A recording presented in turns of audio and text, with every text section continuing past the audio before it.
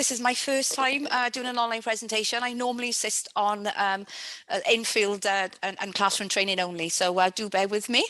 Okay, so chegged plus fungi, the grassland fungi management and their recording for conservation purposes.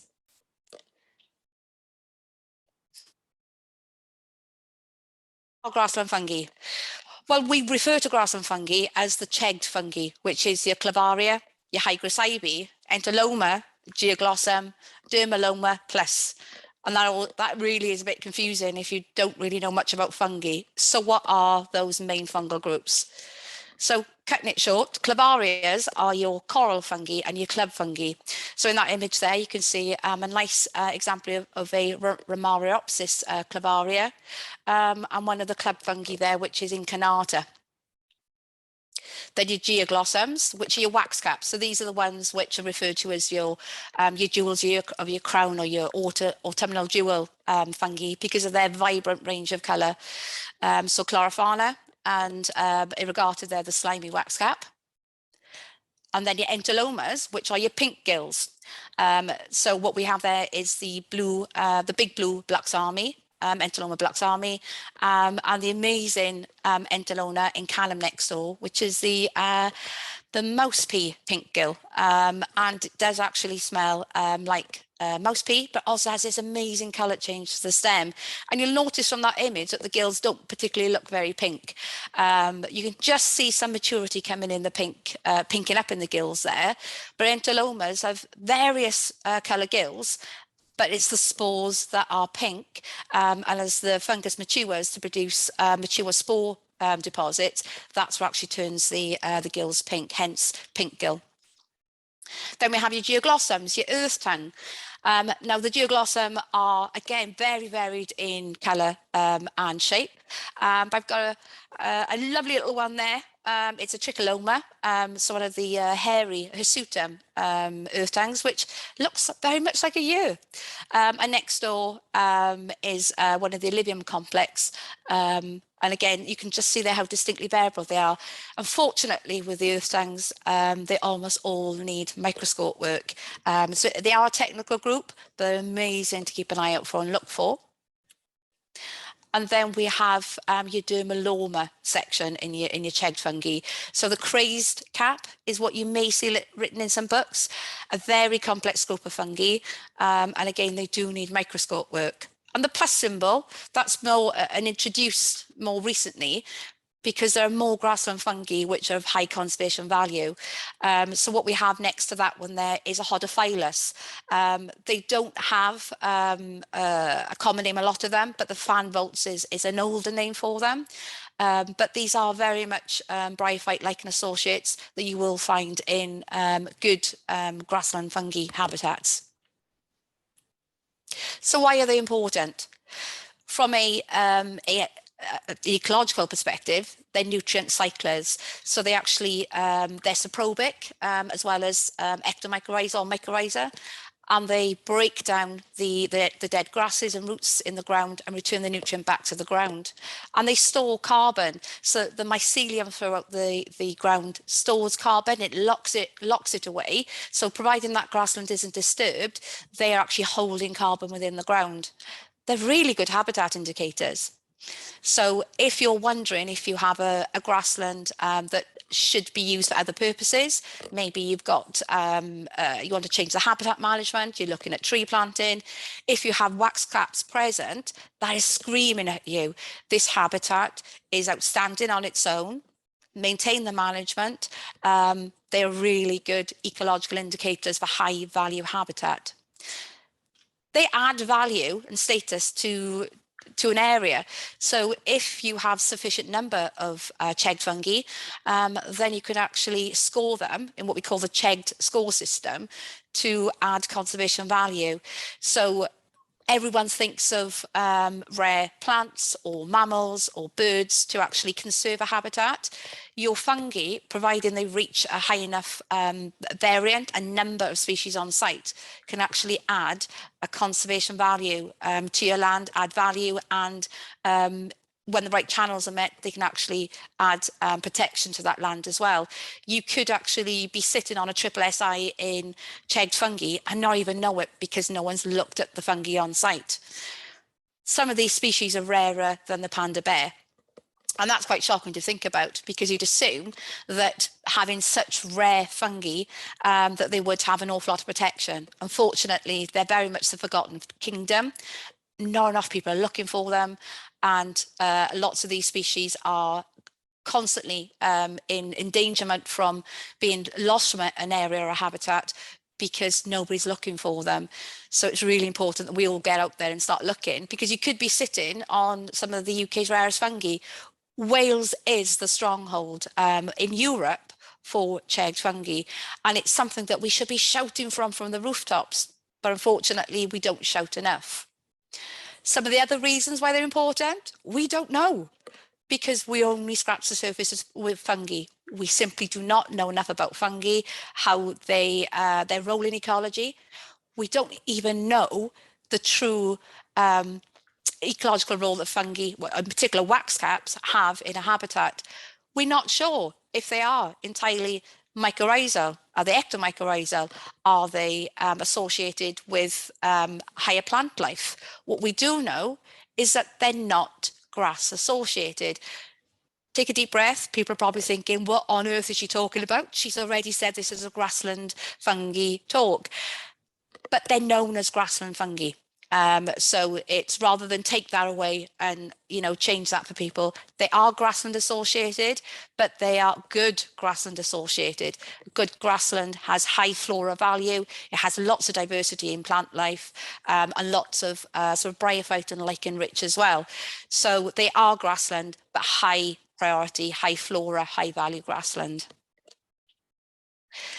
So moving on to why and how some of them are protected, there are approximately 200 chegged species. 40 of them are waxcaps, but only 5 of them are included in the Environmental Wales Act of 2016 in a section 7. 5 out of 200. That's a really quite alarming, considering that the protection that's provided to other flora and fauna. Again, it's because fungi haven't been properly assessed. We've only really been looking at fungi since the 70s, really, in a big way. And only now are people realising how important they are. So out of the 5, you have the big blue Entomoloma, the Entomoloma blacksami, which is the image I showed you earlier. The violet coral, Clavaria zolangeri, which is so distinctive. It's an amazing pink to violet colour. The dark purple earth tongue, which is disappointing because it says dark purple, but it's not actually that purple when you see it. It can be a very dull brown to black, hence why the earth tongue family are very extensive on scort work. The date-coloured waxcap, Hygroscipes spadacia, that has had a tremendous sort of last few years. It's been turning up all over. And again, is it because it's doing better, or maybe it's just because more people are looking? But the records are certainly increasing across the UK. And the olive earth tongue, the Microglossum oliviaceum.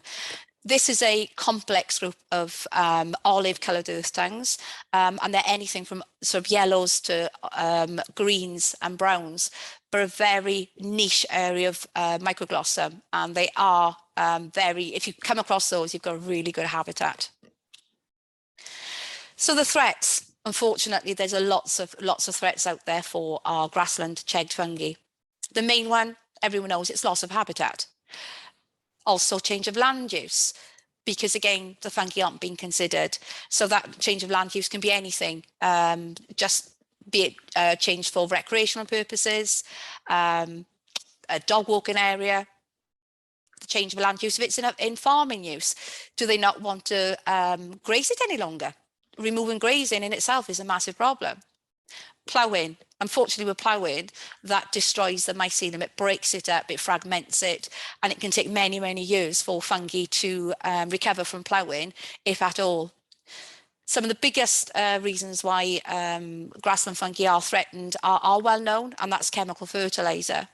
So it's important not to confuse natural fertiliser on agriculture or wild animals. They're depositing dung naturally, and it's been broken down by insects and fungi in a natural environment. That is not the same issue. What we're talking about is chemical fertilizer. So those phosphates that are put down to increase the very often monocrop grassland, to increase the nutrient value. Liming. Now this one caused me a bit of an issue last year when I was doing some surveys in the Elan Valley, because the liming had been given permission to go ahead to change the pH of the soil for the benefit of high value flora. But unfortunately, liming has been used in farming for hundreds of years as a method to reduce bryophytes, to reduce those mosses in the ground, and to increase the value of grass as well. So on one hand, it was making the pH better for the flora, but on the other hand, it had the capability of wiping out the waxcap fungi. And certainly what I was finding, I could actually detect a farm that had been liming simply by the waxcap fungi completely moving out to the margins of the field. They could no longer grow within the centre, the main area where liming had taken place, and that can take at least 2 years to recover from. In Wales, we have a major problem on our hands at the moment, the tree planting, and the ever churning monster of being told you must plant trees, you must plant trees. With tree planting, it's simply a case of right place, right tree. The right place for a tree is not on a high flora, high fungal value habitat.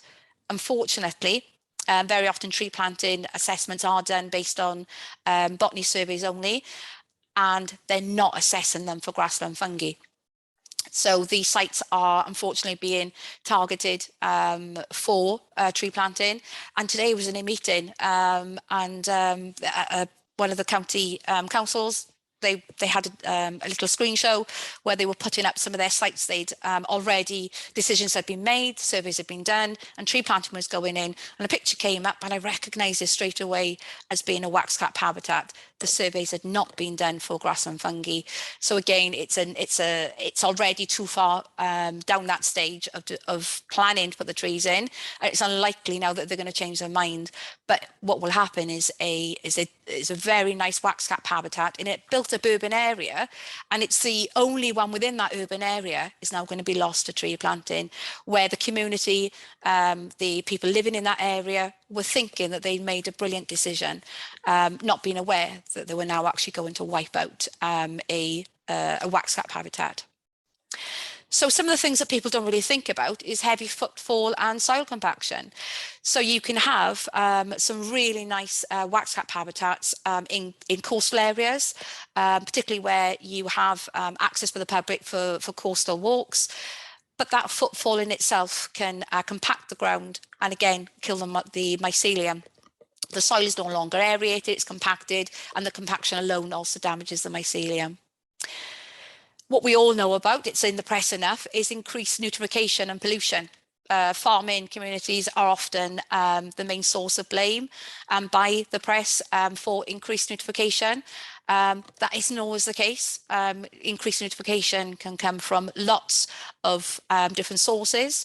Again, tree planting. Very often tree planting, they use fertilizers when they're putting trees in. And also the issue of pollution. So we have wasp-through from when we have flooding incidents and so on. People dumping, fly tipping when they're dumping pollutants that actually harm fungi. Then all these contributing factors come from multiple sources. It's never just the one, and it's never really fair to say, oh, it's only one source. It's many, many sources. Herbicides, pesticides, and insecticides. Now, unfortunately, in a market where crops have to be grown, we have the issue of pesticides, insecticides and herbicides aren't going to go anywhere fast because people need to grow crops, and you have pests associated with them, insect pests, or unfortunately fungi also become an agricultural problem. with smuts, molds and mildews and rusts. So they are controlled by using fungicides as well. So all these chemicals that go on to the land, be it in an agricultural setting, but also our local authorities, when they're using herbicides, glyphosates, to control weed growth or to control invasive species. Again, there's never much consideration, if at all, for the use of glyphosate. So when they're spraying an area because they have a problem with, for instance, Himalayan balsam, what they don't take into consideration is that glyphosate is also harming or even destroying the mycelium that's in that ground, waiting for an opportunity to bounce back. So by pulling the plants rather than using a chemical is always the best way forward. So how can we look after our grassland fungi habitats the best? In reference to actual grassland habitat, then cut and clear, if there's no livestock, is undoubtedly the best way forward, because the nitrification otherwise from flora, plants, grasses being allowed to die back naturally can cause too much nitrification. So a practice of cut and clear, which is already used for maintaining high flora value areas, also works very well for fungi. The best time for cutting is twice a year, the April cut and the August cut. It's always best to try to avoid the cut being any time past September, because by then we're in full fungal swing. But the waxcaps in particular will make a show as early as May. So again, is if you have a site that you think could have waxcaps, start looking. I look for fungi 12 months of the year, but certainly you can start finding waxcaps from May. They go up a sort of league come August, September. And by October, you really are in full overwhelming season. The earlier you start looking, the less overwhelmed you are, because as the odd species start appearing, then you can get to grips with identification.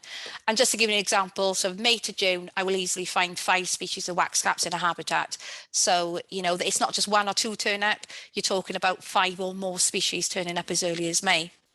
And with the earth tongues, by June, the interlomas, they're a bit hit and miss. They sort of appear a little bit more random, but they don't like frost. So you certainly need to start looking for interlomas by midsummer. Get out looking for those ones. So as I said, the meadow system works great. And it can actually benefit communities that are trying to grow meadow. They can also be hiding, if you like, then an amazing waxcap and grassland habitat. I did some surveys for Wildlife Trust in Swansea in 2021. And a meadow that had been in management for a few years, aftermath grazed by cattle, turned out to be of national importance for chegged fungi, which was amazing. It was totally unexpected by the Wildlife Trust. They had no idea that they were already managing an amazing, nationally important waxcap habitat. The waxcaps at all the grassland fungi there greatly exceeded the value of the flora that was there, but they'd been left hidden. They hadn't been monitored, they hadn't been recorded.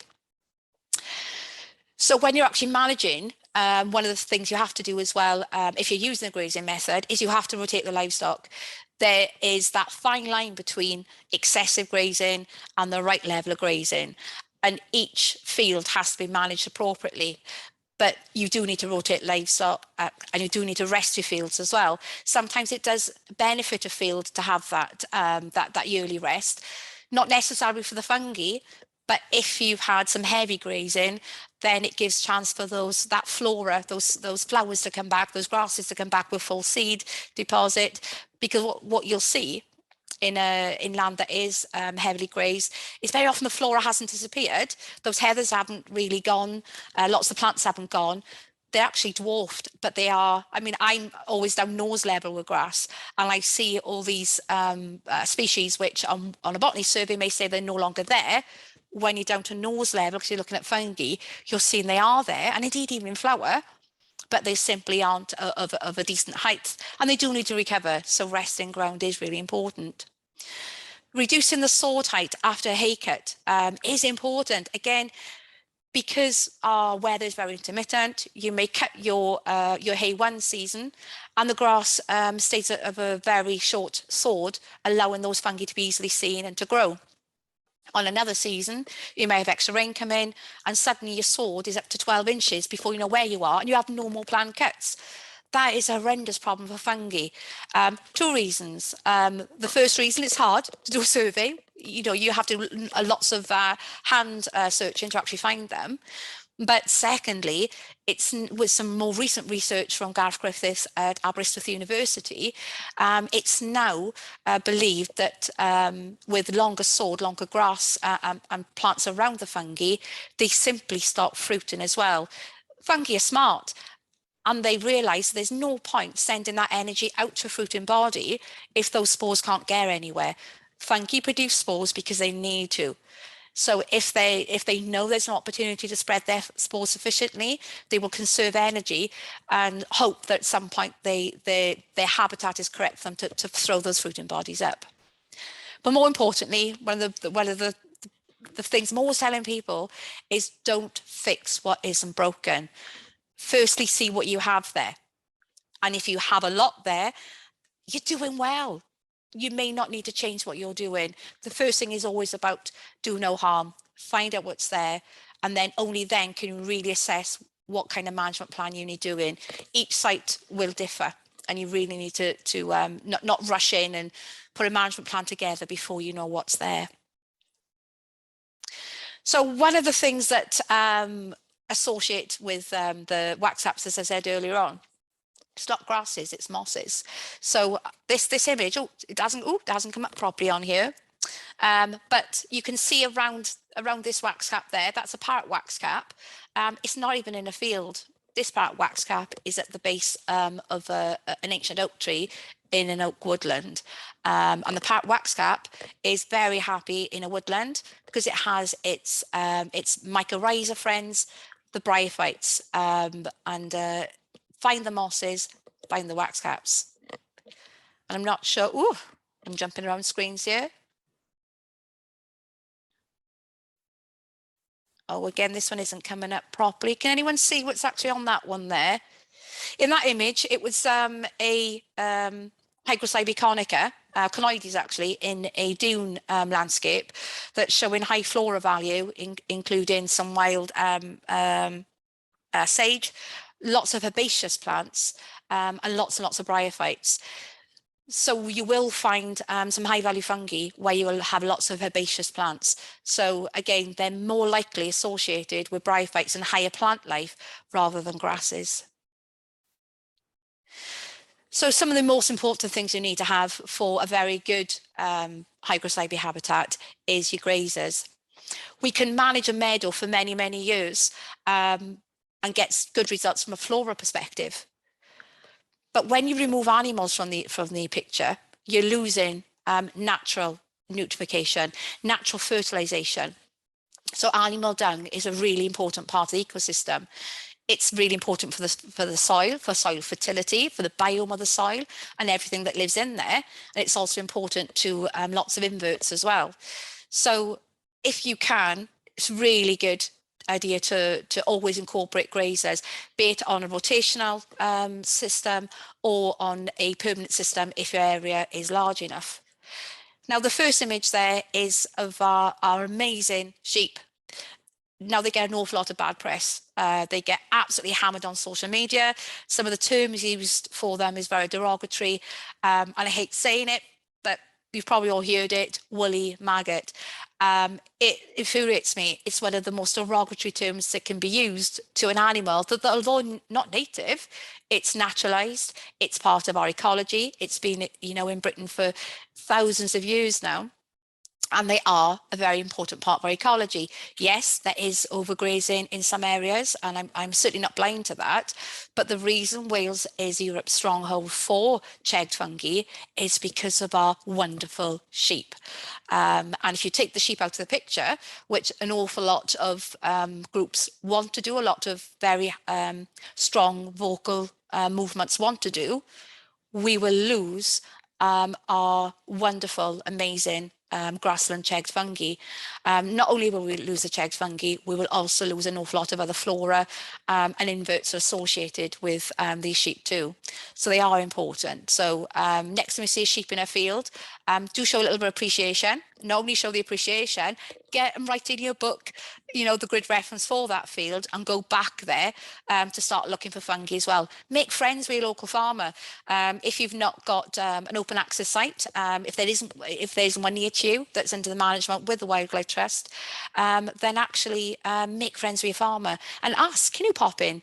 You know, be a friend, you know, record what's there for them. They appreciate it. You know, as long as you're not there berating them, they absolutely appreciate, you know, people that are interested in how they farm and the biodiversity that these farms hold as well. So the next one, everyone loves a Highland cow. They're a favourite of mine too. Very hardy, you know, native breed of cattle. Does really well in our Ross pastures. And again, strongly associated with good grazing management for chegged fungi. And you might think, well, hang on a sec, you know, if it's Ross pastures, they're a little bit wet. You wouldn't get wax caps in a Ross pasture. Oh, absolutely. Again, Ross pasture can reach national importance for wax cap ensemblage. You have some specialist geoglossums, such as the glutinosum, which is the slimy earth tongue. Acidic Ross pasture, perfect habitat for them. And they also have the wax caps can also be habitat indicators. So for instance, you have a pasture that's been absolutely ravaged, overgrazed, and you're completely confused in the middle of summer, or, you know, coming to the end of summer, and you're wondering what habitat you have because there's not enough flora for you to see, and you're trying to learn about habitats. You come across the glutinous earth tongue. It tells you straight away you're in acidic grassland, not only acidic grassland, but also grassland that normally has a higher moisture level, even if you're in the middle of a drought. So again, wax caps and other chegged fungi can be habitat indicators. Other grazers, which are really important, are horses. Every grazer will actually graze in a different way. The way that they cut the sword, the way that their teeth, the depth of the sword cut, even the way their tongue wraps, differs in the flora that they take out and the way they graze. So horses are associated with some of the very, very high grassland fungi. But you see the little bunny there. Again, you're probably thinking, hang on a sec. Rabbits are on the pest list for the UK. Unfortunately, our wild rabbits are in massive decline. They're really important for conservation grazing, particularly where you have meadows where ancient anthills are. These rabbits are so important for grazing anthills, and anthills have some of the rarest flora, flowering plants on them, associated specifically with an anthill. But they also have on these anthills as well, again, you get hodophyllus, you get earth tongues, you get wax caps on anthills as well. But without the rabbits, the sword height on them can very quickly become too tall, and anthill meadows can quickly become quite rank. Millennia will move in very quickly, and you lose those habitats. The reason rabbits are in decline is because of viral hemorrhagic disease too. It has anything up to 90% mortality rate, and it is wiping our rabbits out. So it can kill little kits in the nest as well. So when it hits an area, it isn't just taking out the odd few like mixed mitosis used to. It takes out entire warrens. And when I've been surveying over the past few years now, I'm hitting area after area that hasn't got rabbits anymore. And you see those changes in the grazing in the area. The bryophytes are being outcompeted by other plants, and those bryophytes are really important for waxcap fungi. So again, keep an eye out for those areas. We can't really do a lot for the wild rabbit. It's also spread into hares now as well. So it's mutated, it's killing hares as well. So it's something that long term we have to be aware of. In Europe, in their native islands, the rabbit is now red data listed at risk of extinction. You wouldn't have believed that in a million years, that the rabbit, you know, which is globally caused disaster, is in Australia, it's absolutely despised. And in the UK, at one point, farmers used to have teams of ferret boys that would come on, or, you know, other sort of hunting boys or for shooting. The amount of farmers I now encounter that actually say, we're not seeing rabbits anymore, and we've actually had to stop anyone coming on the land as well. Even for taking the odd rabbit for the pot, they've actually stopped them because, again, they're appreciative that they're not seeing enough rabbits. So again, show great appreciation for your little, your wild rabbit. They're so, so important.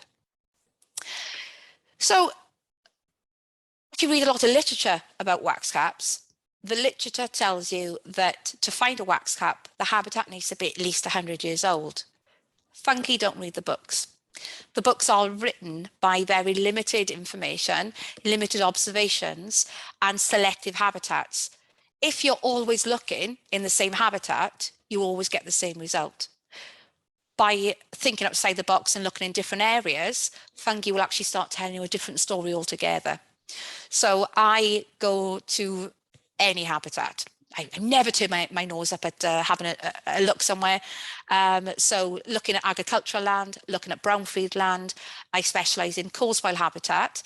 And those habitats have taught me so much about waxcap fungi. When you reduce or remove fertilisers, you can get the waxcaps to appear in as early as 2 years. There is nothing more joyful than being on a farm where a farmer was using an awful lot of fertiliser. They're using less fertiliser now anyway because of the sheer expense of it. But when you actually would speak to a farmer that was interested in biodiversity, many of them are, and just say to them, would you like to improve your waxcaps that are on the land, or I'm not finding any at all, would you like to see if you can get some? And they're keen to have a go. Just reducing the fertiliser alone, I will start recording fungi there within 2 years. Within 5 years, the species level starts breaking double figures. And by 10 years, if it's ancient pasture, then that pasture has pretty much put itself back to maybe how it was. Don't know for certain, but certainly hitting 20 plus species of fungi. When you plough a field, again, the books will say it's a complete disaster. That's it. It's game over. Again, that's not necessarily the case. They can actually regenerate quite quickly. Certainly don't recommend ploughing a waxcap habitat, not in a million years, because it's hit and miss. We don't know enough. There are lots of indicators as to why some fields do better than others. Again, it could be the insect connection. It could be the availability of hedgerows and trees in the area. We don't really know. But what we do know is that there are certainly evidence of ploughed fields that have recovered. I was doing a survey last year for my local authority, and I decided to have a little look in a greenfield area that was just marked as a dog walking zone, because the council had taken into ownership, and the record showed that it had last been ploughed 10 years previously. I was there with a fungus group. We decided to go and have a little look, and within 45 minutes, we raised the status of that completely devalued ground to of national importance within 45 minutes. So not only had it started significant recovery within 10 years of last being ploughed or managed as a ploughed field, it actually gone up to national status. For coarse-file habitat, that's my speciality. And again, it's coarse-file that has really taught me so much more about waxcap and other chegged fungi. I can look at the evidence, but of a coarse-file. I know when it was poured. I know when it was last managed. And what I'm seeing is coarse-file that is just 10 years old is actually producing conica, hygroscopic conica, the blackening waxcap, within the 10-year period.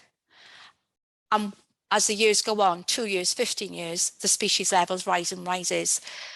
And I've actually come across sites which are just 30 years old that have those high conservation status species, such as the ballerina.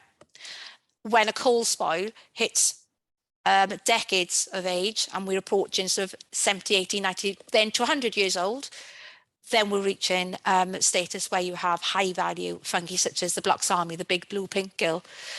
But the reason that I see that is different from what the books say about ancient pasture is because we're not talking about ancient pasture. We're talking about coarse-file. wastage from the coal mining industry that isn't a biome of ancient soil, it's coal spoil that fungi have actually colonized and have produced an amazing biome in a very rapid period of time. So having a coal spoil that can mimic and match and a triple SI status ancient pasture is amazing. Each case will be unique. So again, it's important if you're looking at a habitat, don't be disappointed if it's not where you think it should be, because each habitat will be unique for lots of different reasons and reasons we don't yet understand. Fungi are also absolute swines. They fruit when they want to, not when you want them to or when they should. So you can actually have fungi hidden. The mycorrhiza or the mycelium, sorry, is doing perfectly well underground, and it simply is not fruiting for whichever reason. Maybe it's not mature enough. Some from the point of spore germinating, then it can take up to 10 years for the mycelium to be old enough to produce fruiting bodies. So it could be that you simply haven't got enough maturity yet with what's there, or the fungi, for whatever reason, are not choosing not to fruit. In those instances, if you believe that you have higher value, then you can use eDNA, which is soil sampling, to actually detect fungi in the soil. But it can be hit and miss. And you really need to still combine the two. You still need to do your survey work and your DNA work on top. So one area that I'd actually tried pushing for improvement was in a cemetery, and it was being kept too excessively, being kept every sort of 2 to 4 weeks, and that was pretty much 10 months of the year. The fungi simply weren't having a chance to grow. The flora were also suffering. You had scabious on lawns, which were just an inch tall, in full flower, but an inch tall. And I had to really push and bend arms to get the council to stop the cutting regime, reduce cutting, allow the meadows to form naturally. So last year was the first year where they allowed the meadows to start forming, and then a cut. They didn't have the funding for clear. I physically cleared the cuts myself throughout the year. And then what appeared, which is amazing, was this one, the violet coral fungi, Zlaringi. It was almost certainly there all along, but the conditions were not right for the fungus to flower, to fruit. And also again then the Allivium complex, earth tongues, also appeared just 2 feet away. So again, a high value habitat that needed to tweak the management of it to get these fungi to start fruiting. So I wanted to go out looking for fungi. I wanted to go out there to find out what's there, to start recording. So what do you need to find fungi? Your eyes. It's all you need. You don't need any special equipment. You just need your eyes to start looking. The hardest thing with fungi is to always find them. Sometimes because they're not fruiting, other times because they're hiding away, or we're not used to looking for them. So just start using your eyes and start looking. So what features do you look for? And people start having a nervous breakdown and start sweating and going, oh God, they're so hard. Fungi are hard. And I'm not going to deny that. But once you start looking at them and constantly reminding yourself of the features to look for, it does get easier. I promise you, it does get easier. I'm not going to be heavy on ID today. I want you being enthused about fungi instead. So, but some of the things you need to look for are the colour of fungi, the size, the shape. Does it have pores or gills on the underside? The texture, the smell, taste. Taste is something that you should only do once you're confident of the species that you're actually looking at, because some fungi are can either make you very sick or can actually are lethal. So only taste when you know what you're looking at. The habitat, understanding habitat. Fungi don't read the books. Use your literature as a guide only. When you enter any habitat, be that a woodland, a grassland, a brownfield site, a coal spoil site, go in with open eyes. Don't tell yourself what you're going to see. Go in and see what you can find. Always remember to look at the tree and plant associate, because sometimes fungi are mycorrhiza with the plant or with the tree. And by knowing which was closest to them can actually help you with ID. An awful lot of fungi do need microscope work. In what I do, it's about 95%, but that does leave a huge amount of fungi to still be able to identify in the field. So don't be put off. You can easily do about 350 species of general fungi. and easily about, 9 wax caps quite easily, up to about 15 when you're more skilled in the field out of those 40. The rest do need a microscope. And the substrate, what are they growing on? Again, it's good to know what they're growing on to build a better picture, better understanding. But the substrate can, again, be if a fungus is growing on a tree, if it's growing on a bryophyte, if it's growing on a different type of soil, is it growing on a coarse soil? So it's not even on soil as such. Note the substrate.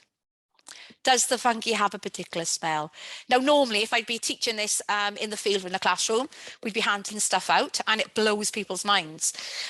So the fungi smells can be essential for good identification in the field. There's more smells than just mushroomy. If you ask someone what does a mushroom smell like, they almost always will say, oh, like a mushroom smell, an earthy smell, and that's not the case at all. You can crush fungi and you can scratch them, or sometimes just by being up close to them, you can actually smell these different aromas. Some of the smells will require you to pop them into a container to enhance the smell, to get those molecules getting excited. And if you struggle with smell, then take a specimen home for someone to help you, or ask someone that can actually help you smell as well. I'm renowned for stopping people, in the middle of nowhere, if I see a dog walker or, just anyone toddling through and I'm, a bit bunged up or I'm not sure, I'll actually give people a shout. Any excuse to talk about mushrooms anyway, but to get them to have a smell as well for me. So the fungi can smell anything. Obviously, we're looking at wax caps now. So you can smell oil, honey, garlic, earthy smells. So there's lots of smells as well in wax caps. The one that I struggle with a little bit trying to explain to people is the cedar wax cap. The book says it smells of pencil shavings or like Russian leather.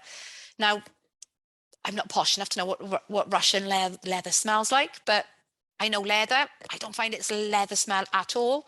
I don't find it particularly of pencil shavings. I get the very rich, earthy, certainly the musky cedar tones, and I think it smells like a high-end aftershave. A really nice smell. Others will refer to it as being palm olive soap. We have to be of a certain generation to know what palm olive soap is, and I certainly do.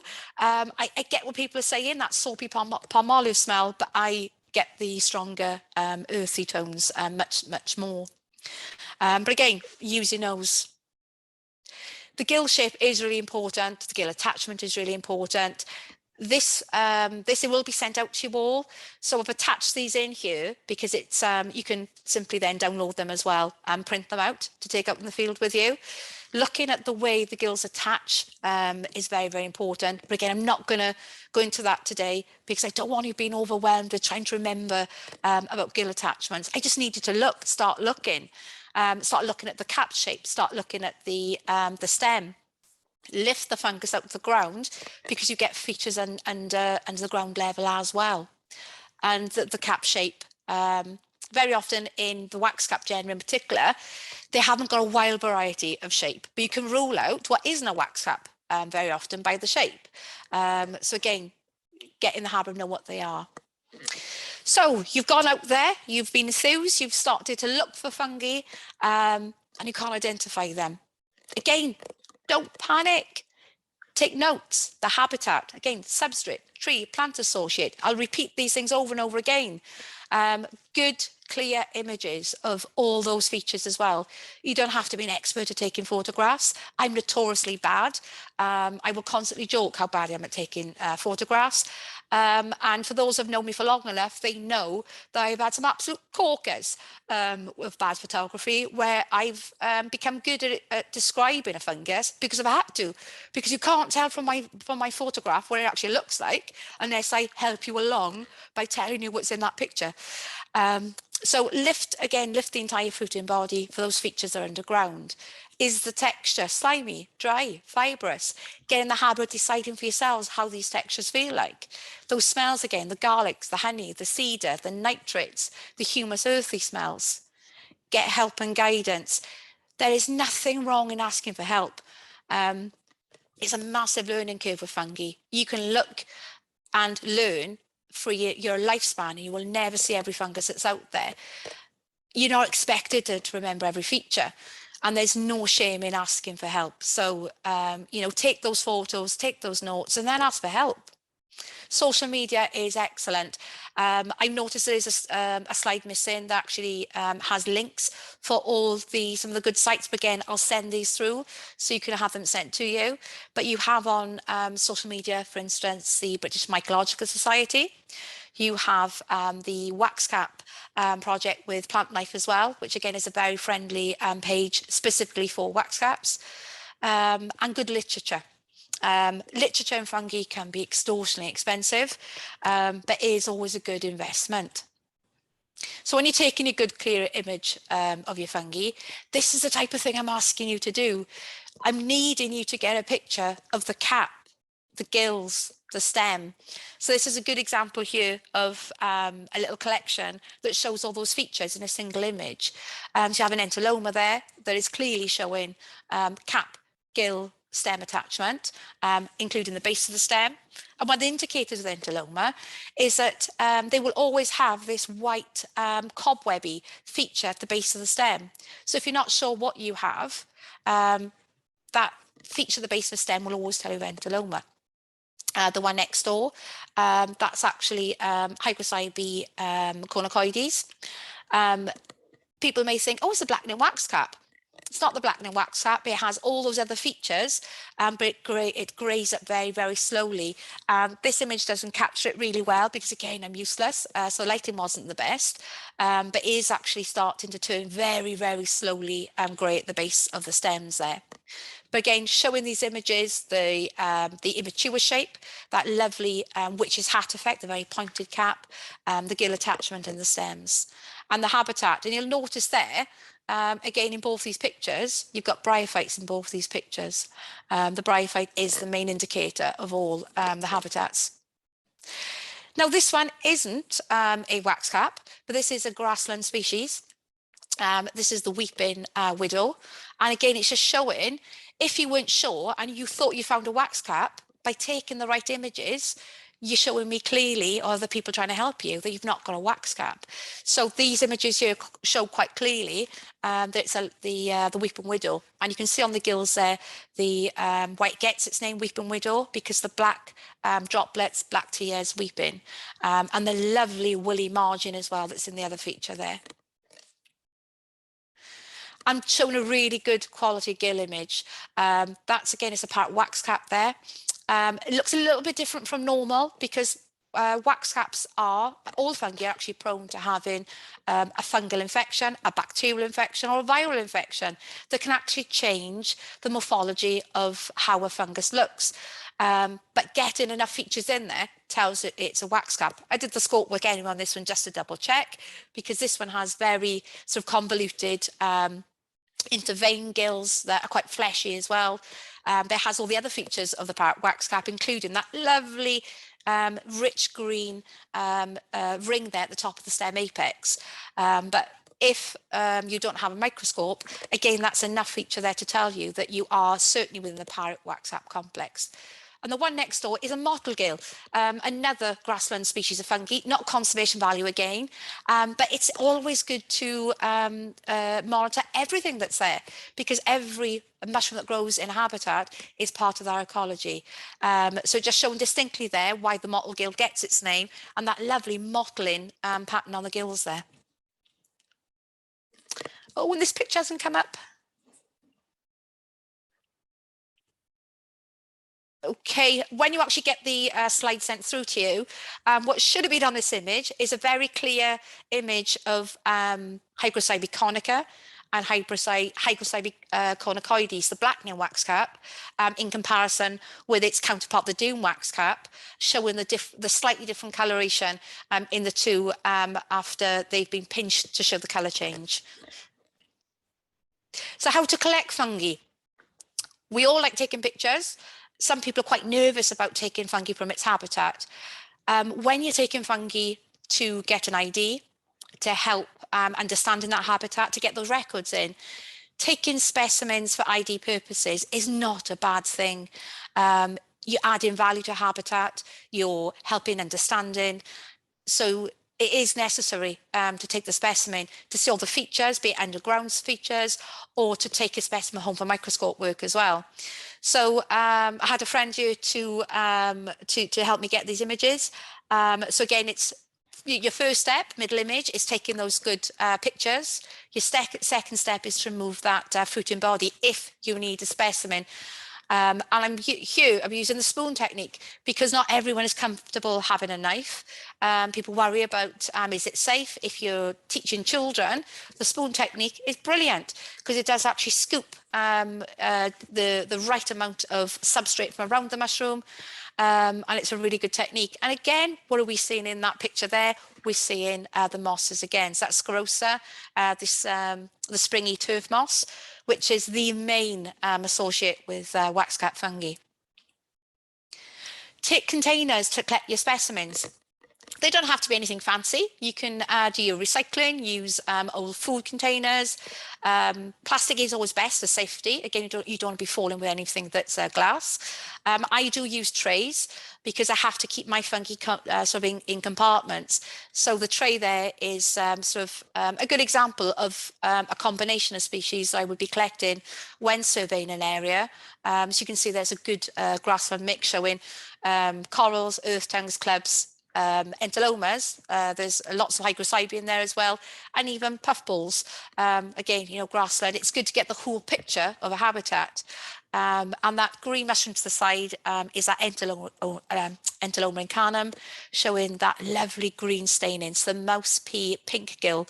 The smell isn't the most exciting thing for me. It's that colour change. When you break the stem, it turns that lovely green. So what can you achieve by getting out there and looking for fungi? You can achieve something absolutely amazing by using what we call the RALD CHEG score system.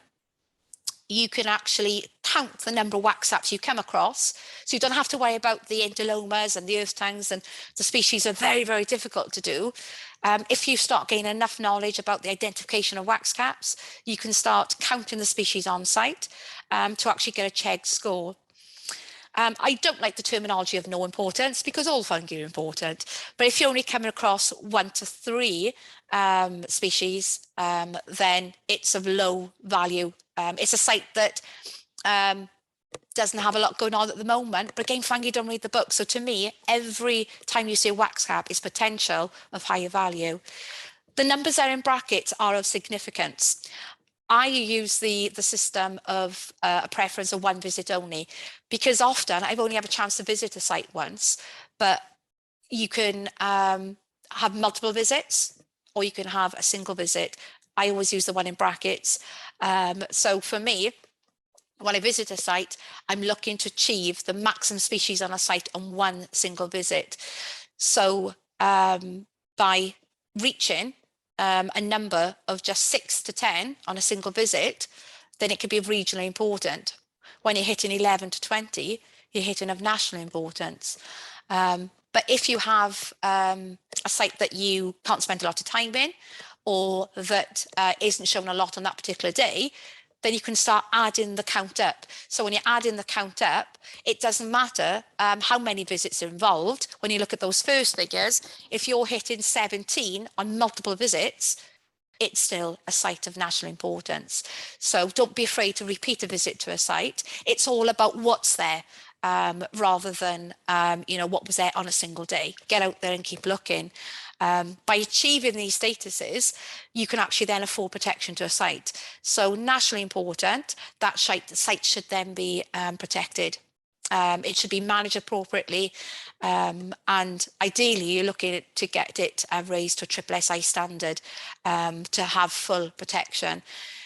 Now, you may have a site that is rated very poor in botany, but you're actually sitting on an absolute gold mine of fungi, because again, they're more herbaceous plants, your herbaceous woody plants, and your bryophytes and lichens rather than other plants. So please do keep looking and make it count as well. It is easy if you buddy up. Fungi are difficult. And I spend far too much time alone in the field myself, but I always encourage others to get out there because you can enthuse one another, you can have fun. And the more fun you have, the more you're going to want to go out and look. So do buddy up if you're actually looking to go out and find fungi. You can help one another learn. You can correct one another. You can question one another. If somebody thinks that they have something, learn from them, ask them why. It may be that they've made a mistake, you can spot that mistake. Again, we all make mistakes. I make mistakes. It's always good to have someone to question your ID, because the more you're questioned, the more you can reiterate the features as to why you believe it's its species, and you're stamping home your skills in your ability to identify fungi in the field. And again, I'll keep saying this, in that image you can see quite clearly that lovely springy turf moss all around the base of that ballerina there. So this is the pink waxcap, the ballerina. Used to be red data, was removed from red data protection because it was turning up in far higher numbers, in far more habitats, but it's still a wonderful species and is still, for most areas, it's what we call a BAP species. So that's a local biodiversity action plan species. So it does still need to be managed appropriately. You can find this one, the habitat should be managed. Also, this is an indicator that that habitat has reached maturity of at least 20 years. So if this appears, you're going to have a very high, or you should have a very high CHEG score. So keep looking if this one turns up. Get out in a group. Get out in a group is even more fun. You've got more eyes looking, again, more enthusiasm, more questions being thrown around, and you can cover a much wider area. And it's just fun. I mean, I love taking groups out to teach people fungi ID skills. But be mindful of others wanting to join you. Health and safety, I have to always point that out to you. Lots of the habitats where waxcaps grow, we've discussed that, are where grazers are present. If you're wary of livestock, don't enter a field. Animals know when you're frightened of them, and you're going to get their backs up a little bit. They're going to be nervous of you. They'll know that you're nervous. So don't enter a field where livestock are present if you're not confident to do so. There are training courses out there. So Pont Cymru, they very often will run livestock handling courses, which will build your confidence in entering areas where livestock are. And again, get to know your farmer. Your farmer can actually introduce you to some of his herds. Lots of them even have names, and there's certain characters that he'll tell you need to look out for. But for me, it's lots of farms now have they're growing, I call Mackie D cows, the calves that will end up sort of go into the meat market eventually. But they are so much fun. Inevitably, they're normally bullocks, but they're so much fun. They're so curious. And I took this image when I was working in a field, and they just came charging over. It was like thunder, bump, bump, bump across the ground. They came charging over, but they stop, not great distance, they were about 3 foot away from me, but they were just curious. There's no harm intended, and they are just very, very curious. Horses can be really difficult. You need to be more wary around horses due to the danger of kicking, but horses are the most inquisitive, and the ones that really will try to get in and disturbing the fungi you're looking at. So just be, again, mindful of the different livestock you're working around. Be always paramount safety first. If you don't know how the livestock are going to react, or your own confidence, stay out of a field with livestock. So what next? You've looked for fungi, you've found fungi, you've taken your images, you've been asking for help in identification of them. Please, we need them recorded. We don't have enough data. In the UK as a whole on fungi, it's pretty much a forgotten kingdom. People are put off because they're difficult, but also people just aren't recording what they see. So in Wales, we're quite fortunate. We have an amazing app called the Lurk Wales app.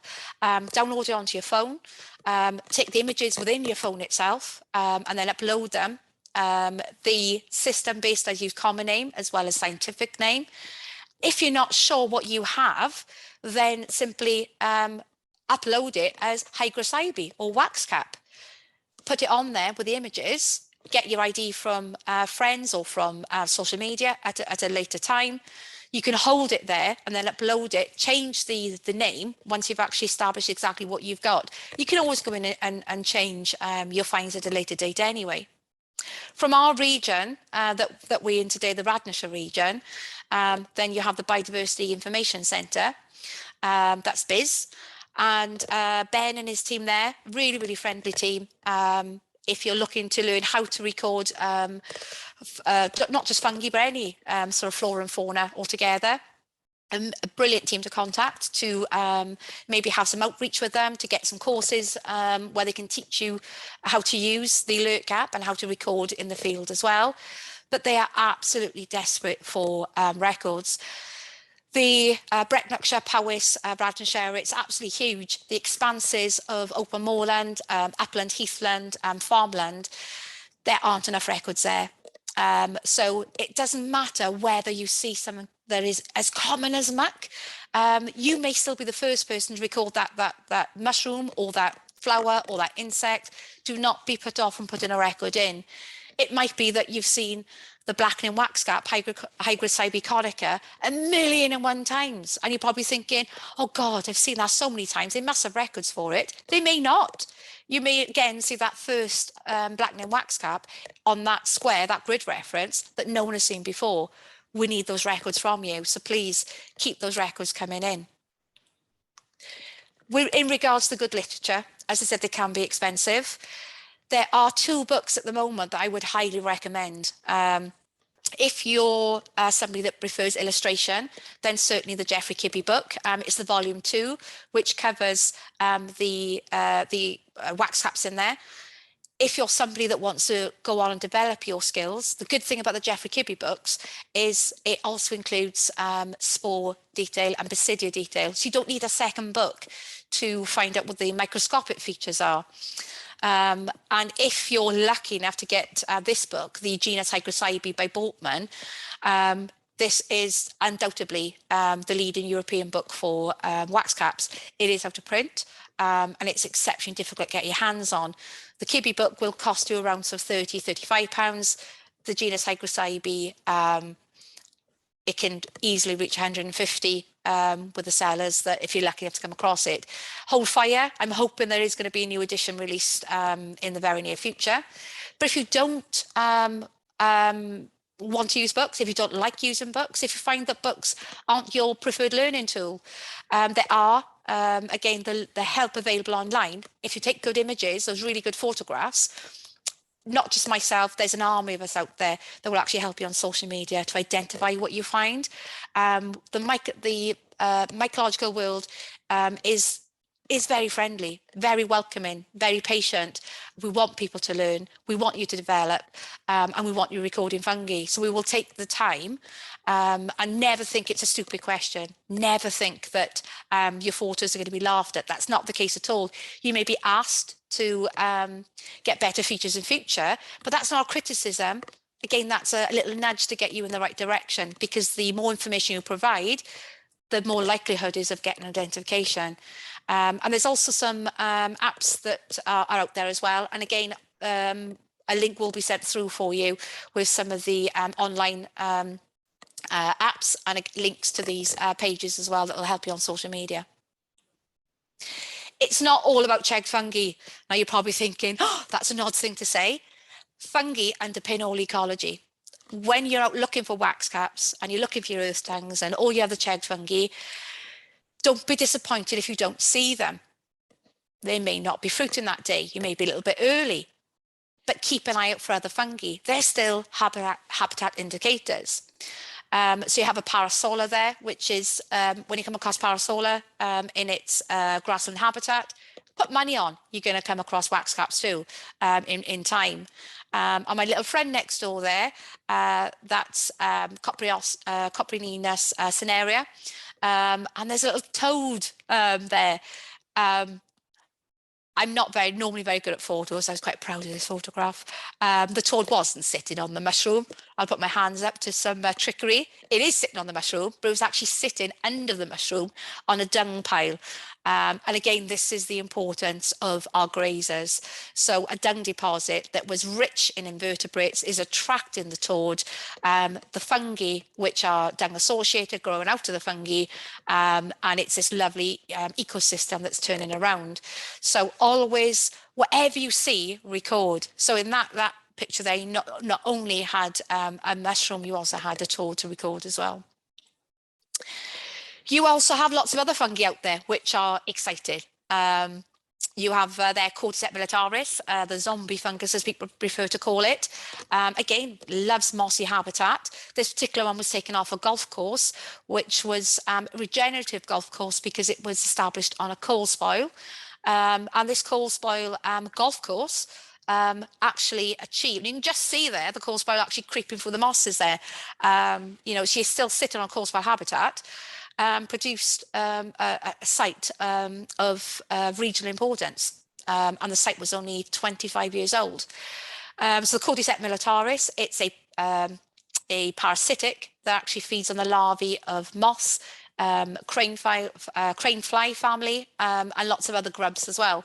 So it infects them, it changes their behaviour, it forces them to burrow into an area that maybe they would normally go into to pupate, but they're in that area because it's better for the fungus. And when the fungus is ready, it'll consume its host, then rupture and produce the fruiting body. But again, these are healthy ecosystem indicators. So the fact this was present told me that that golf course wasn't using a herbicide, wasn't using fungicide, and wasn't using insecticide, more importantly the insecticide issue, because golf courses again historically have used all of those chemicals. Next door to that is an earth tongue. Doesn't look like an earth tongue, but it's infected by hypermyces, again a parasitic fungus that feeds on another fungus. It prevents it from being fertile, but it doesn't infect everything anyway. But it's a very important habitat indicator. The fact that that parasite is there also tells me, even if I only saw one earth tongue on that particular visit, the fact it's present tells me it's a healthy colony of earth tongues would normally be there, because the parasite doesn't hit areas of low density. So again, they're good indicators. It's a good thing to see. We also then have our parasites that infect insects. My favourite one there is infecting a grasshopper. So that's Entomophora grilli. And the way that insects change their behaviour is very often they will wrap their legs around to a plant to on an optimum height to allow that fungus to maximise its sporulation. But these are the exciting stuff you can find. So always make your when you're looking, if you check your chegged fungi, your grassland fungi, make the day exciting. You know, look for other things too. These are everywhere. They're in most habitats that have healthy populations. Fungi are smart. They don't infect areas of low population. We don't understand yet. They have an on and off switch, which science doesn't understand yet. They only infect a certain percentage, and it's a healthy indicator to see these present. And a soldier beetle there that's infected with Bravaria fungi. And this one's a little bit sneaky. That soldier fly, she again optimized the position, gripped onto the top of the grass there. She's actually clutching with her jaws the grass. But they actually keep the insect alive for a certain length of time to infect the other insects. So she's still releasing hormones.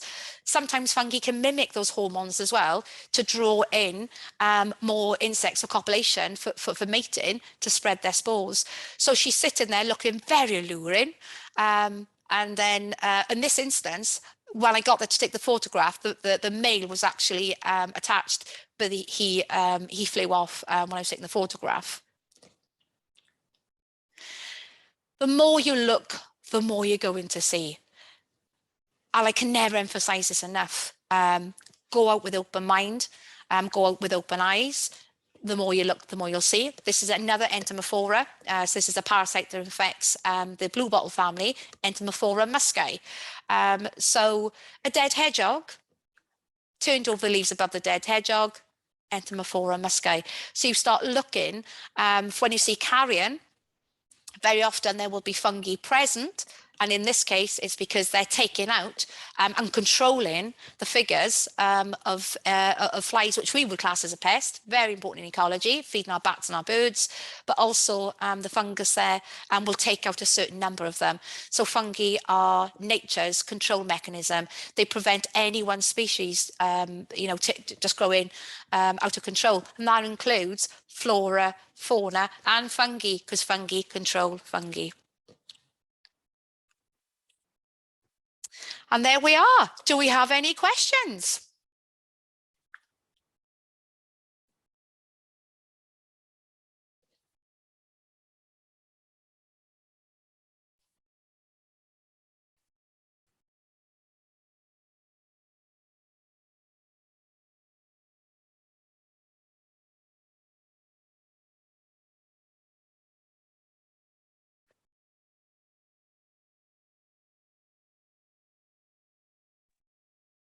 Hello, one moment, sorry.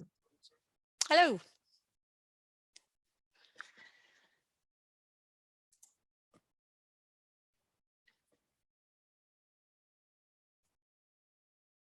Sorry, having some slight technical difficulties. 1 second. Ah, there we go. Yeah, it's me. Sorry, I can't find my video.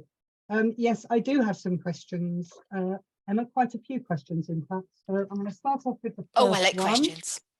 Okay. which is from Jennifer Edwards. How do you improve grassland for fungi? First rule is, as I said earlier, is do no harm. Don't fix what isn't broken. So establish what you have there. You may not need to do any improvement. You may already have all your fungi already present, and maybe just need to change the management. Over notification is a problem. So hence why grazing is so paramountly important in grassland fungi.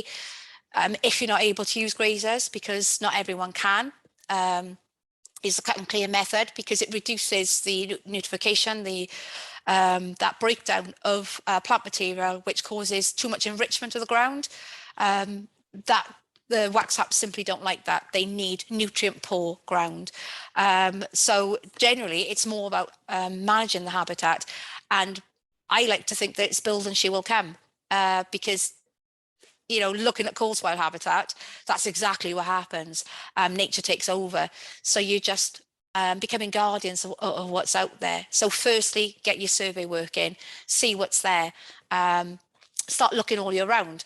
I will start looking automatically for waxcaps from May. If there are land managers that are needing to know well in advance, because maybe they're looking at changing the way they manage that land, then it's certainly worthwhile looking as early as May. I was at the Botanical Gardens last year, and they were adamant that no, they never get waxcaps that early. So I intentionally went there early, and yeah, waxcaps in May and June, in both the pastures and around the gardens themselves. In the lawned areas, there were waxcaps. If you're not expecting to see them, very often we can switch our brains off and we're not looking. So again, when I have intention of wanting to find them, if they're there, you will find them. But it's more about remembering not what to do to grassland. So do not use lime. Do not use herbicide. Do not use pesticide. Do not use insecticides. It's about the harm, and everything else will balance itself out. So keep looking and maybe tweaking it. So if you're aware that by the time your waxcaps are kicking in, that your sort is too high, then you need to change the management. So if you're managing a meadow, for instance, and you're cutting it, by the time the waxcaps are coming through, you've got sort which is 12 inches. Then what I would recommend is, if there's any opportunity at all, get those grazers in. It's what we call sort of brash grazing. Or bush grazing, get them in, and they will take that sword down for you.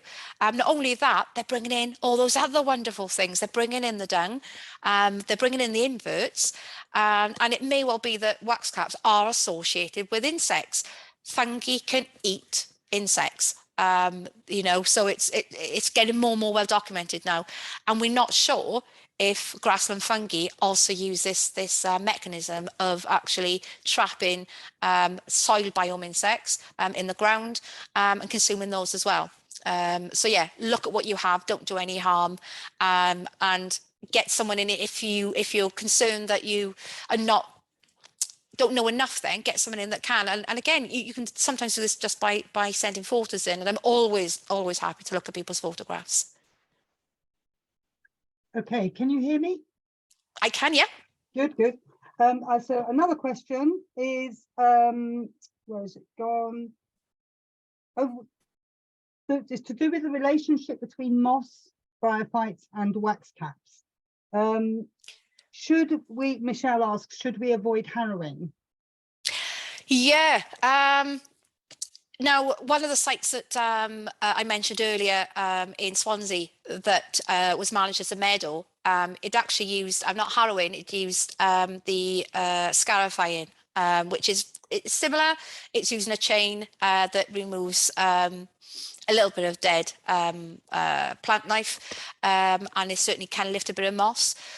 But what we don't know at this point in time, because that was the first time the field had been surveyed, because I had no idea that they had this amazing waxcap habitat and other grassland fungi there, was we don't know what was there before they started that practice. So only time will tell whether or not the scarifying causes detriment as time goes on, or whether or not that little bit that benefits the flowers is actually going to cause the fungi long-term harm. But it's always can never shout loud enough, where in all circumstances try to avoid losing your bryophytes.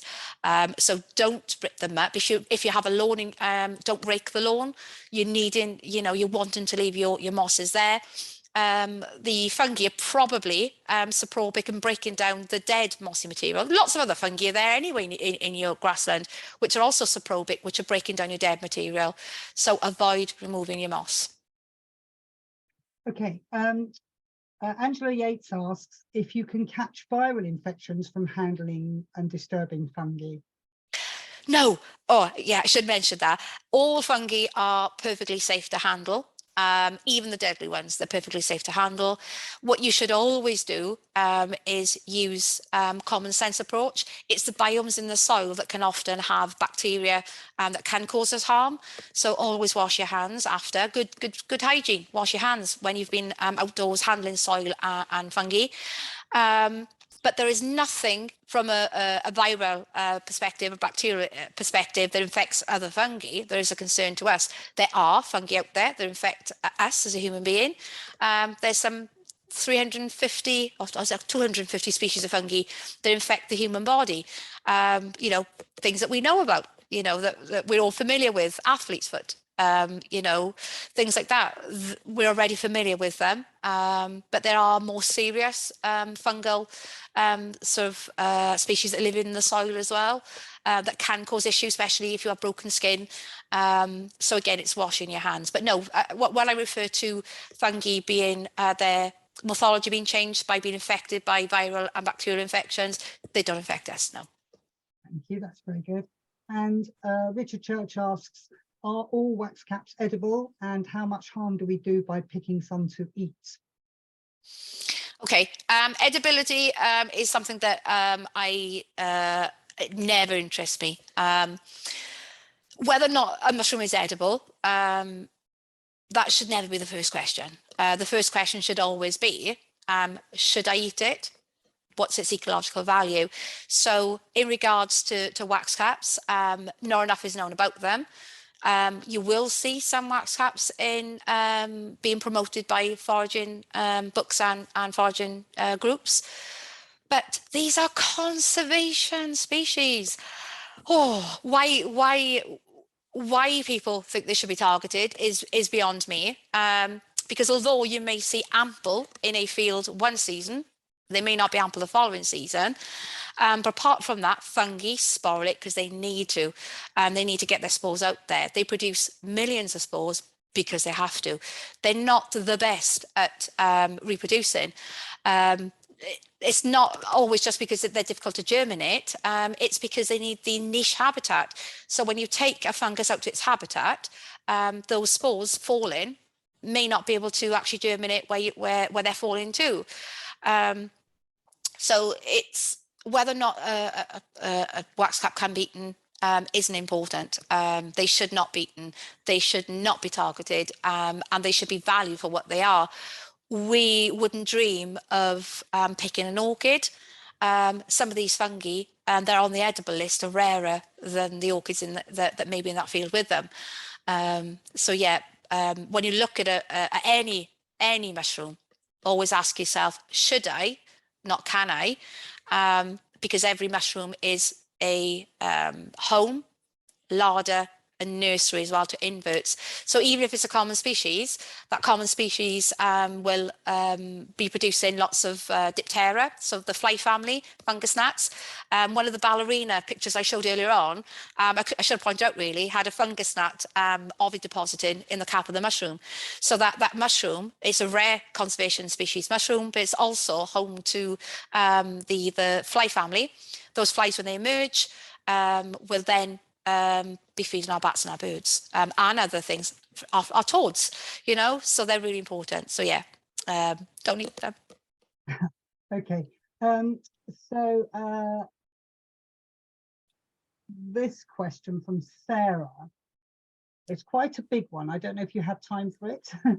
Yeah, let's have a look. She said, I wondered what thoughts you have about climate change, especially the hotter, drier summers we have experienced of late, and how these changes might affect waxcap populations. And then somebody else also adds flooded pasture, which has also been a problem lately because of the increased rainfall. Okay. Climate change last year was a really good example of how climate change affected fungi. Because although I started recording waxcaps in May, as I always would do, and again, the season can actually extend up till March. So I was recording waxcaps up until, and earth tongues up until March. Then I had a window of them disappearing everywhere and starting to reappear again in May. They then completely fell off the face of the earth for weeks and months. And I had to actually delay surveys last year because the season in effect was at least 5 weeks behind. The drought, the extended drought that we had was desiccating the ground, obviously having an effect on the mycelium. The fungi are trying, they're conserving energy as well, obviously, because the conditions aren't right for them to fruit. They certainly do prefer wetter periods, which is why people associate fungi with being autumnal. But fungi will fruit when conditions are right, not necessarily in a set season. But last year with that extended drought, yeah, 5 weeks behind schedule. Also, the species were on par. Some surprises turned up, some species that I would normally encounter turned up, but maybe they felt threatened and they what we call shock fruiting. So fungi, when it needs, it has to produce fresh mycelium, fresh hyphae, it will shock fruit to get their spores out there to rejuvenate their mycelium underground, because they when it germinates, they have two methods of reproduction. They can either sexually reproduce, or they can just join another one. So when we had this drought period, it had a hell of a knock-on effect. Earth tongues in particular was a disastrous year, absolutely dire. I wasn't seeing earth tongues at all. And I normally cut my season off for recording waxcaps on the 7th of November. And I've done that for years because the heavy frosts kick in normally by the 7th of November, and that has an effect on the fruiting bodies, turns them to mush. Lots of species don't like the frost anyway. And for me, it's detrimental to a fungi count in a field when you're looking for conservation value. So I stopped my surveys. But I had to extend it out this year. And it was lucky I did, because earth tongues didn't start appearing until November. I ended my season this year on the 7th of December was my last survey last year. And there were still sites which were only then the earth tongues were appearing. And normally they'd start appearing in June. So yeah, huge effect. Ongoing, I think that we're going to have problems, which again is why a fruiting body should be left. You know, don't pick it unless you need to pick it for identification purposes, and leave it where it is. It has a really important role in ecology, but we need to monitor more. We need to understand more how fungi are going to be affected, which is why we need you all out there recording fungi, because that data can actually help tell that story as well. Fungi, just as plants and insects and mammals do, they can actually migrate. So when a habitat changes to a point that the temperatures are wrong, they can actually move. So, for instance, species of fungi that you would normally only get in southern England are now appearing in my region in South Wales. We're much colder, higher rainfall, but we're starting to see those species. In regards to wet habitat, I don't, unless it's extended periods of time, they seem quite resilient. Lots of the waxcap family do very well in Ross pasture. And those sites can very often, for weeks of the year, be under several inches of water. I'm never happy unless I've got wet ankles in a Ross pasture, to be fair, for the majority of the year. It's always worrying for me when the ground is baked hard. I will go in there and I'll find waxcaps in the appropriate time. So yeah, it's more about extended periods rather than short snap. But don't worry so much about a wet area. They should bounce back, but it's our extended dry periods are a main concern, and increased temperatures. Thank you. That's a really, really good answer. Okay, I think we'll just have one more question then. And so this is from Michelle again, who says, we are always hearing about when to graze, but we don't hear enough about when not to graze. Can you help with this at all? Yeah, in regards to grazing, you as the land manager are the voice. You're the voice of reason, the voice of understanding, the voice of knowledge. Get to know your land. Each site is unique. Some sites can be weeks behind others simply by geography. So a simple manual doesn't fit the bill for everyone. And I always say work with a land manager, you know, work with the grazers. They will tell you more. It's about understanding your land, when the fungi are starting to fruit. If the fungi are fruiting and your grazers are on site and you've got a small enough number not to be excessive grazing, I wouldn't worry about it. It's more about not grazing enough. I did a survey end of last year I crossed the border. I was in England, I was working for Natural England on a SSSI site, and I was bitterly disappointed because, again, of this change in attitude that sheep are the enemy and overgrazing.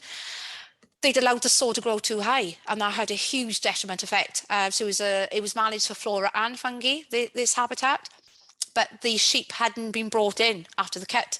So it had a huge knock-on effect. I was hand searching, hands and knees, literally crawling through, looking to find evidence of, in particular, earth tongues, which no one else could find, and I'm good at finding. So I found what we needed, but it was hard work. Now, the knock-on effect I would expect from that is that less sporulation from the fungi as a whole in that field, which will have a knock on the following year.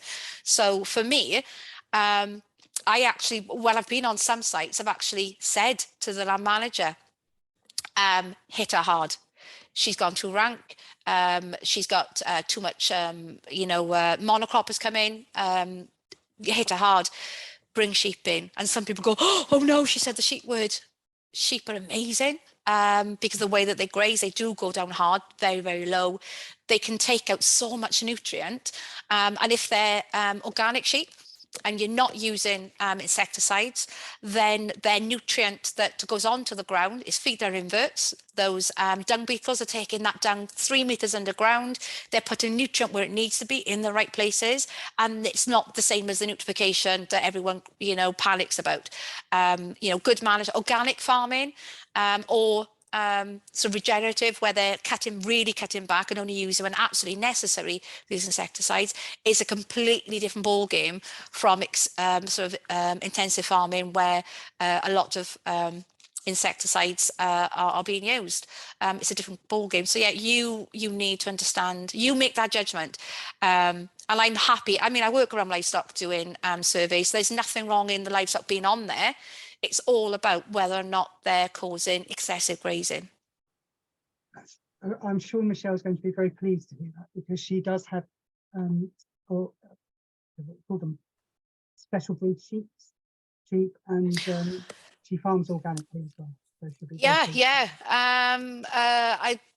It's certainly, I mean, again, the rarer breeds is that they tend to be such hardy breeds as well. Is that you know, they will go on those wetter Ross pastures, that they'll go and take up the millennia, you know, the lower plant life that other sheep will leave, and they do a tremendous job. I mean, I always shout the praises of our grazers, and it's like sometimes you feel as if you're in the loser's corner.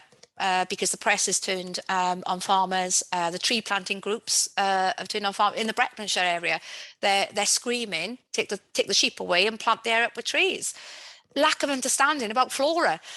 You know, it's not all about our trees. I mean, it's upland, heathland. In areas that are heavily, excessively grazed, I am not blind. I see the problems. I don't wear rose-tinted glasses. I see where the problems are. And that's again where your rotation comes in and reducing the head. Well, lots of people forget is that farming, excessive sheep farm, excessive grazing became an issue in Wales in the 80s. And it wasn't the farmers turning around and saying, oh, you know, we're going to have so many sheep now. It was actually a government imposed system, pay by the head. These are business people. They have families to feed. You know, they have land that needs maintaining. They have buildings that need building and maintaining. You know, winter feed that needs buying. So when they're actually told that you can have as many sheep as you want, we're going to pay you per head, then you'd be an idiot to turn that offer down, because nobody told them that they were going to cause biodiversity harm. Nobody told them that they had to have a certain number in a field. And it was a case of a lot of damage done in a fairly short period of time. You know, I was born in the 70s and I'm from the Rhondda, so you could move for sheep. And sheep were on, you know, there's iconic pictures of sheep on rooftops because the sheep were everywhere. There were just far too many sheep.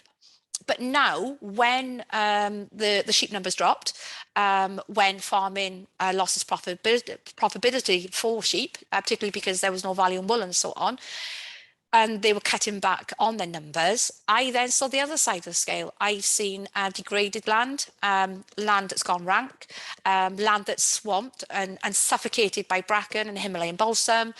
And now conservation is crying out, please, grazers, come back. You know, we need you, because they've recognised the interlink there. It's so important. So yeah, I'll always praise our grazers, you know. Those are doing a good job, and those that are overgrazing, work with them, encourage them that they can do better. It might be that they can help another landowner out. It could be someone that has a land that they aren't farming, that they bought it for enjoyment, extension to a house or something that needs grazing. For sheep, you can move them. It's more difficult with cattle, obviously, for the TB. You can link up areas that come within the TB rules. So you can actually link up, have a cooperative of those that do have livestock, those that don't have livestock, and remove that pressure. I was on a farm in Mid Wales last year, regenerative farm, going to rewilding, doesn't have much cattle on site and doesn't like sheep at all. They have an organic sheep farmer down the road. And I spent the best part of 2 days trying to change hearts and views of the landowner to please contact that organic farmer and get her sheep up here, because some of the fields that were of high value were totally rank.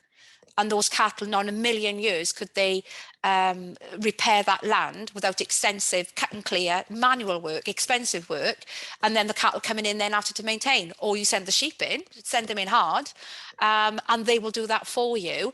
And doesn't cost you anything. If you've got the agreement, the arrangement with another livestock keeper, and you're taking the pressure off their land, you're helping them rotate, you're helping them rest their land. Work as a cooperative. Bring people together. Don't, you know, stop the fighting, stop the bickering, start working together. And as a whole, then we can have, you know, much more improved biodiversity for flora, fauna, and fungi. Brilliant. That's really brilliant, Emma. I'm seeing loads and loads of messages from people who are saying, thank you so much, what an amazing talk, brilliant enthusiasm. Everybody's really enjoyed it. It's been an absolutely massive success, so well done. So You're welcome. And I said, you know, by all means, anyone can have my my email contact if anyone wants to contact me directly. And as I said, I'll ensure that the list of other contacts as well that you can reach out to on the social media platforms, and there's an app as well which can help you with fungal ID. That I'll make sure you get those links as well. And then hopefully later down the line, there'll be some maybe some Waxcap workshops where we can actually get you out in the field and give you those skills that you need in the field, and build your confidence up. You know, because it's fungi are hard. Again, I'm not going to say that they're the easiest, because they're not. But once you get those key skills and that confidence grows, then you're up and running. And you could easily identify enough species with confidence to reach regional. It's when you're hitting, you know, sort of high-end regional to national, you can't get to those levels unless you're using a microscope. But for locally important and lower-end regional important, you can identify enough species in the field with skill to get those levels. So those assessments can be done by anyone that puts the time and the effort in to learn those basic skills.